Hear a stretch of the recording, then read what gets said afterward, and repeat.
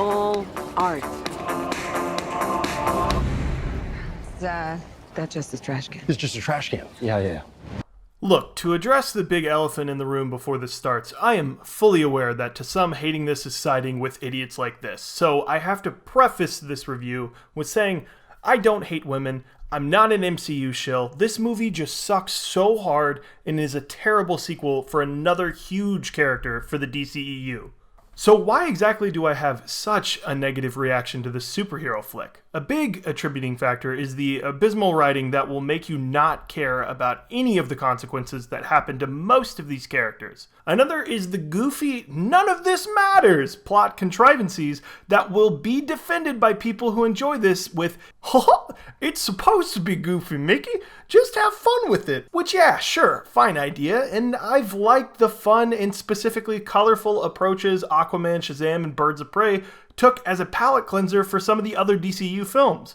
But here, what is considered to be in the same realm as Donner's Superman or Raimi's Spider-Man is a swing and a huge miss. This is the part where I tell you I actually haven't seen Donner's Superman, and I actually kind of hate the first Raimi Spider-Man. Second one's a banger though. Anyway, what are examples of these goofy choices you speak of?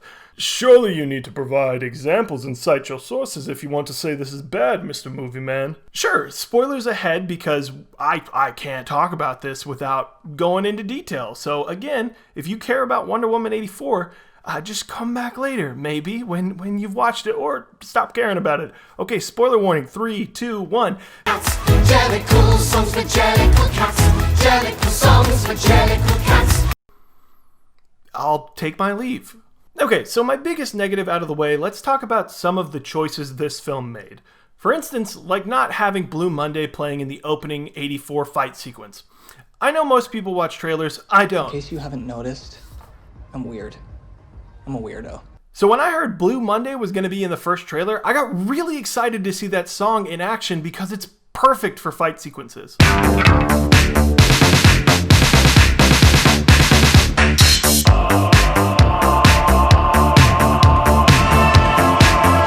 But even with that in mind, the action is super cheesy and over the top, which I don't mind. With that said, I'll actually give a quick positive. Setting this in Themyscira from the start is actually pretty cool. It was fun to see the Wonder Woman Olympics with only strong and powerful women. Now the problem is I forgot that even happened when I got done with this movie. Partially because the message of "you can't cheat to get ahead, Diana" is completely missed on that sequence and the rest of the movie. Diana takes this shortcut because her horse forgets how to walk and her aunt stops her from finishing the race. Oh, but yeah, this is going to relate super well to bringing my boyfriend back with the Dragon Tales wishing stone. I wish with all my heart. Which on that point, they handle bringing back Steve Trevor so poorly. Everyone else's wishes just sort of manifested, but Wonder Woman's wish was some random living human being replaced with Steve Trevor? And the monkey's plot twist is supposed to be Diana is getting weaker? And not the fact she took over some random human's body? And then randomly he comes back at the end of the movie in what seems to be tacked on as a reminder of this is a Christmas movie now,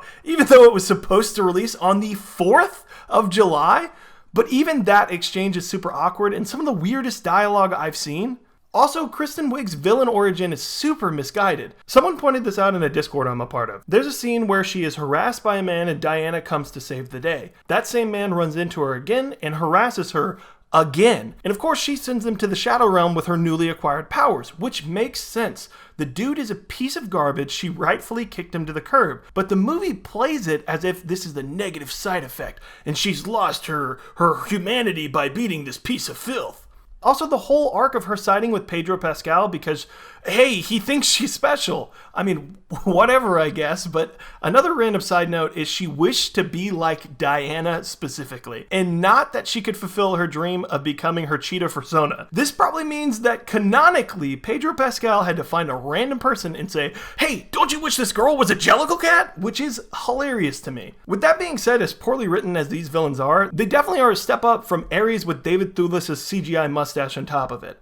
Last point, but oh my god, does this movie shoehorn in references to everything in such an eye-rolly way. It's like they already had the movie planned and someone brought up, hey, you gotta sprinkle some of the beats from the comics in. Cheetah's origin? Oh, she really liked Wonder Woman's cheetah pants. Isn't that crazy? The invisible plane. Oh, well, Diana's gonna take Steve on a naval base that she randomly has access to and steal a plane with a pilot that flew in the early 1900s and will magically know how to fly this very aircraft. But no, wait, silly Diana forgot about sonar. Whoops! Now she's got to turn the whole plane invisible, even though she's only done this once before with a cup. But oh yay, she does it! She did it! Then she takes the guy who died by blowing up in a horrific explosion into a bunch of fireworks because, yay, this looks cool, and it was supposed to come out in the 4th of July. And they also have this cool sequence where Diana learns to fly from Steve Trevor saying, it's so easy, it's just the wind in the air and knowing how to join with it, which honestly is a pretty good sequence on its own, but as a context for Diana knowing how to fly now, very bizarre. Look, I haven't even mentioned the horrendously terrible CGI, in part because I assume this movie was rushed so hard because of the big you-know-what of 2020. But even then, this movie was supposed to come out in October. So for those that enjoyed this film, and you're sitting there thinking, well, if you're so smart, how would you fix the movie? Well, first of all, I'd like to circle back to the main thing I think this film does well as a motif, that men are trash, specifically to Barbara in this film. Without scrapping this project altogether, I think there's a lot of really cool ways you could distinguish Diana and Barbara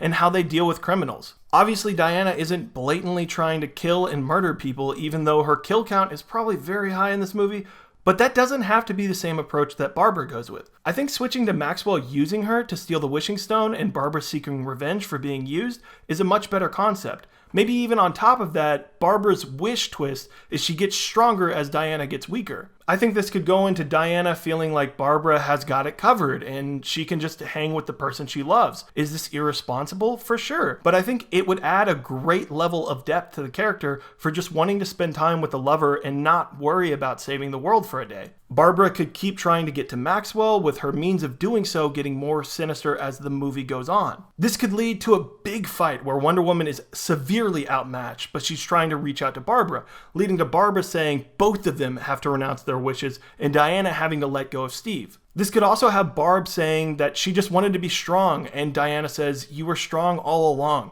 The world just couldn't see it. Is this cheesy? Yes, but that's what the movie wants to go for. Then they team up to take down Maxwell. As for how she turns into a cheetah, I don't know. Save that for a weird post-credits science experiment where she's experimenting on cheetahs and a freak accident occurs, or just have her tell Diana she's going to get rid of the stone that she gets from Maxwell at the end but doesn't. Honestly, anything is better than the Jellicle cat that showed up on my screen midway through this movie. Jellicle,